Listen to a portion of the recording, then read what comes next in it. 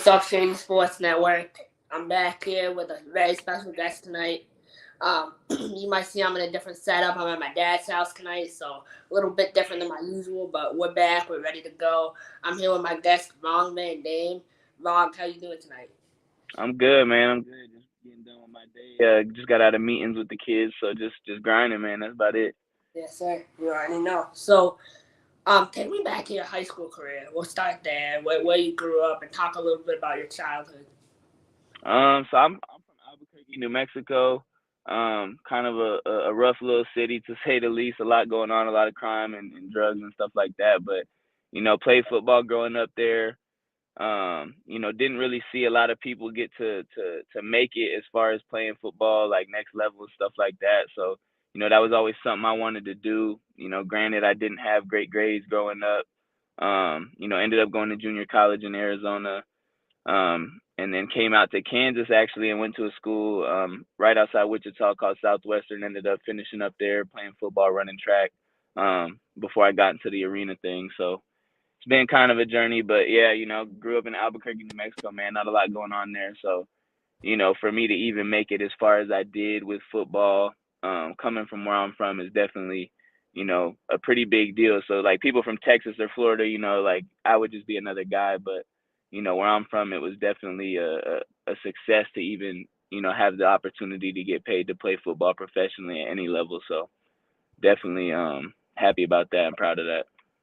For sure. So you talk about going to JUCO. How do you stay ahead of the curve academically and dealing with everything you dealt with back home?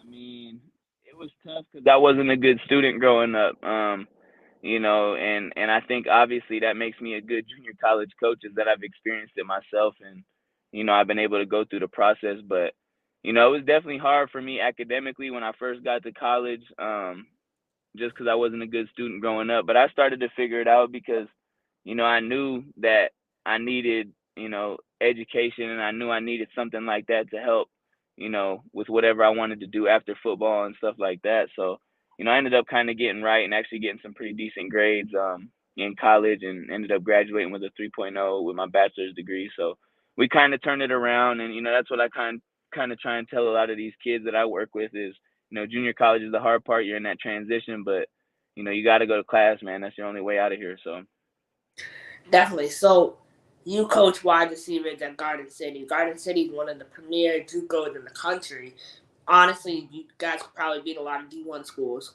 Um, you talk about the level of receivers you coach. You have this receiver named Desmond Demas, who is yeah. projected to be a first round pick in 2025. Talk a little bit about him and what do you expect and how excited you are to coach him. Excited, man. But all in all, this whole entire room is very talented. So, you would come out here and you would see them all running around and be like, there's a bunch of D1 receivers in this group. But Damon's special, man. He just got here a couple weeks ago, so he was part of the late start group. So we've been in spring ball, probably on practice 9 now. Been seeing a lot of good things from him. Obviously, the freak athleticism and stuff like that, but even the group as a whole, it's definitely gonna elevate the group. But we got a lot of eyes on us this year, so I've been telling these guys, man, like if you go to class, you get the grades, and we do what we're supposed to do on the field, you guys will all have opportunity to probably go Division 1. So that's something I've been preaching. But Damon is definitely special, man. I mean, he jumped over me the other day at practice. I was just walking, and then this dude just runs up behind me and jumps over me. So he's definitely got some freak athleticism for sure. Definitely elite level. Sure. So, how do you feel the team is looking this year? How the quarterbacks looking, and how do you guys think you have a chance at winning a national championship?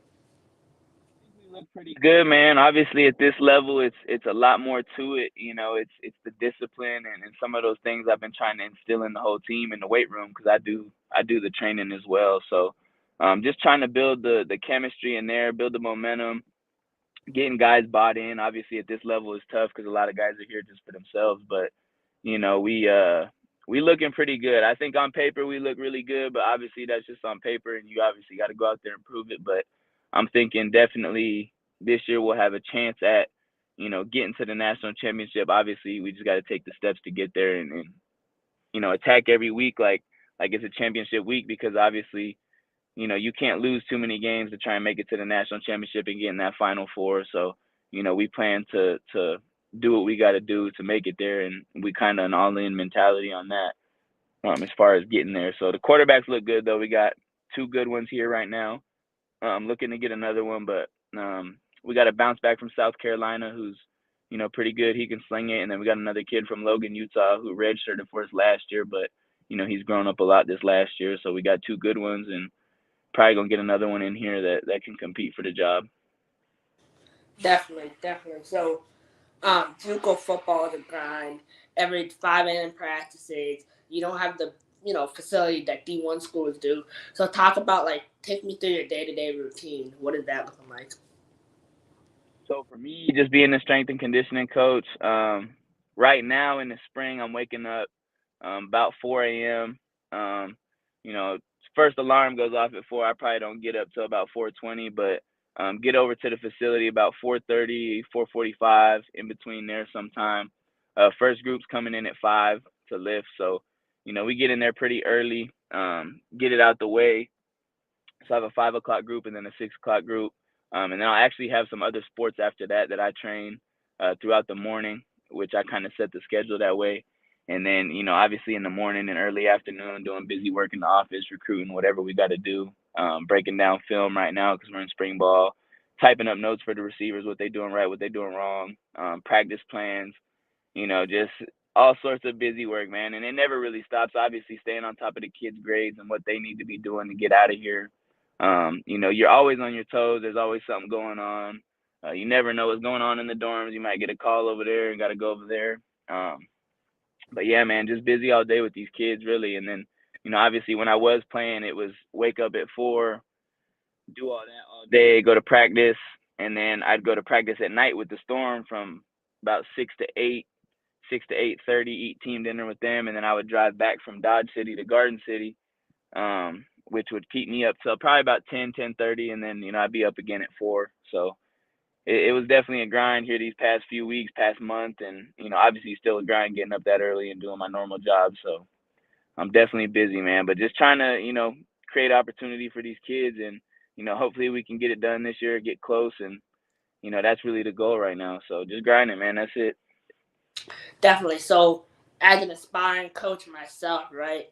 My teacher came around with a sheet and asked me what I wanted to be when I grow up. My dream job, and my dream job is actually to be a JUCO head coach because I really love, giving back to the kids and the idea of how you can change people's lives. Um, so you talked about this idea of changing lives and staying on top of kids. What makes a kid succeed versus what makes a kid that doesn't succeed? I know a lot of it has to do with the mindset part, but how do you really like? There's some kids that will take in information, and there's some people that would just like shut down. I think this is going on my 5th year doing junior college in general. And I actually got the opportunity to be a junior college head coach in Arizona a couple years ago.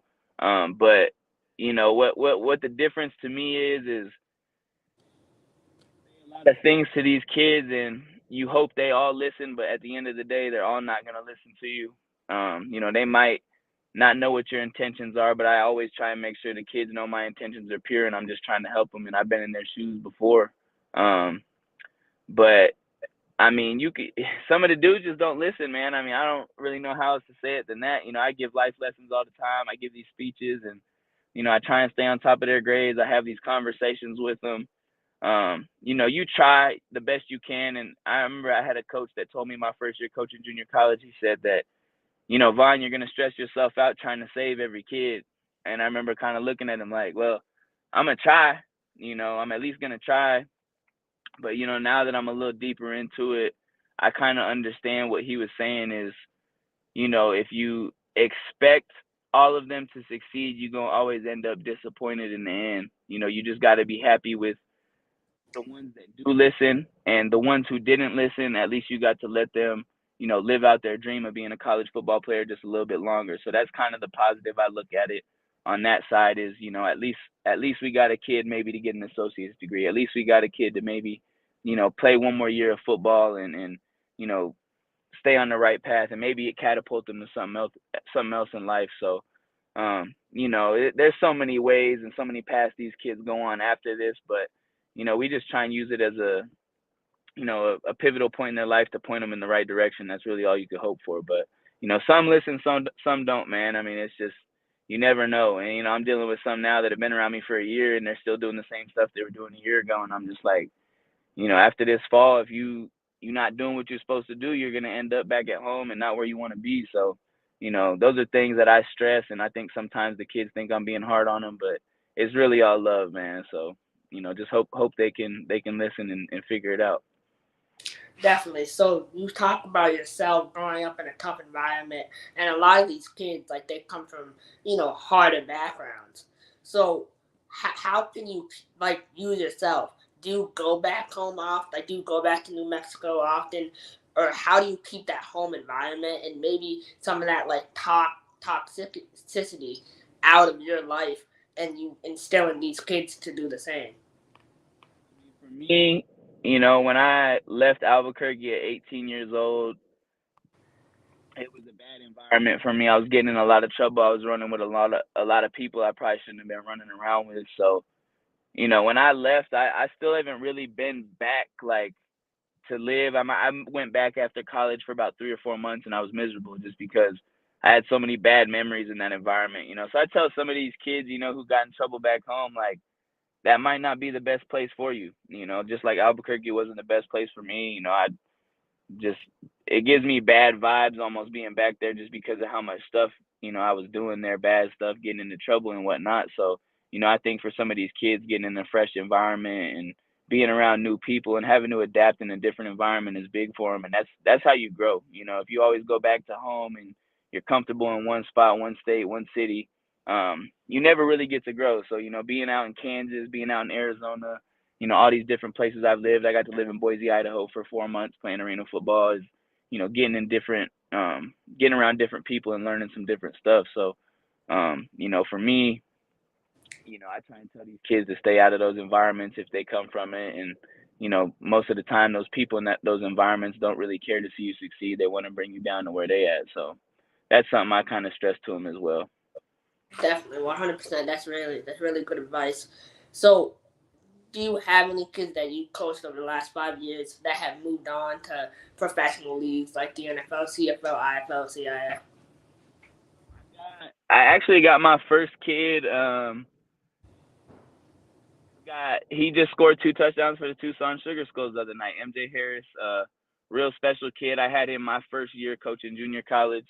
And at that time he was an Arizona State bounce back, kind of going through a hard time, and got him on the field and really helped him out, and getting to see that for me the other night was pretty big. Like as a coach, and just seeing him live his dream and get to where he wanted to get, and still going. Obviously, I think he's got the potential to move up to the USFL, XFL, something like that. No doubt, maybe even NFL if he gets in front of the right people, because he always was that special. And getting to see him score 2 touchdowns against the Rattlers the other night was definitely a full circle moment. I'm like, man, I'm getting old, but it was like it's good to see them catch their dream, because we talked about it so many times before. So, that was pretty awesome for me. But, more to come, no doubt. I definitely have, a few from this group at Garden City, maybe last year's group to, make it to those levels, God willing. So I'm hoping to see more of that. Definitely. So, my final question kind of here is, you see these arena leagues, right? The IFL, the CIF, and a lot of people compare it to Juco because of the struggle you have to go through with some of these organizations, with housing, food, travel, everything. What was your mindset when playing arena football, and do you recommend that you guys go to those leagues? I think that arena football is the JUCO of professional football, and I've said that for years. So, what you said is exactly true. But for guys and just the guys I've played with over the years, and even the guys I just played with recently, they're all chasing the dream. So, any opportunity to live the dream and be inside the arena, be inside the walls, and get paid to do what you love, that's a great opportunity. Obviously, I think you hit some point where, you got to kind of pick and choose which avenue you want to go. But, I think CIF, IFL, all great opportunities for people to move on and chase their dream. And we when I was playing in Idaho a few years back, we had Nappy Roots come and open up for us. They're kind of a famous band or rap group from back in the day. But one of the guys told us, he said, it doesn't matter what level you're at. He's like, you guys are living the dream. You're out there getting paid to do what you love. And, it always kind of stuck with me when he said that, because he was right. You're still getting opportunity to live the dream at the end of the day. So, those opportunities don't come too often. It don't last forever. So, those are the opportunities that you got to be grateful for and take advantage of when they here. Because, obviously time don't wait for nobody. We all getting older and older. So, while you can, I think it's a good opportunity for guys to, at least get some peace and chase their dream and get some closure, whatever. Definitely, 100%. So I want to thank you for your time tonight, and I want to leave our viewers with one last thing. A question for you is: we look at a lot of these kids, and mindset is the difference from not playing football in the NFL. Right? It's all mindset. What advice would you give to a kid, and even the kids you coach now? How can you eliminate distractions and also put yourself in a position where understanding that the decisions you make now are going to determine the rest of your life? The best thing I could say is believe in yourself. I mean, at the end of the day, so as man thinks he is, and that's biblical. But I definitely believe that how you think about yourself and how you view yourself as a player. Obviously the confidence comes from the work you put in as well. So what you're doing every day and how you're doing it all add up. So those days you're stacking, whether you're sitting around watching movies all day or you're catching passes and lifting weights and running and making sure you do what you're supposed to do, those good days add up and those bad days add up. So you'll be a product of those days eventually. So the good and the bad add up, and if you got too much bad, then you're probably not gonna be very good. But if you got more good than the bad, then it'll even out. Definitely. So I want to thank you for your time tonight. I appreciate you, coming on, and I wish you and Garden City the best of luck. And I hope to see you out on the field for the Storm this year again. So, um, Appreciate you, man. yes, sir. Keep grinding, man, and yeah, let's go, Garden City. Appreciate you. Go Bronx Buster.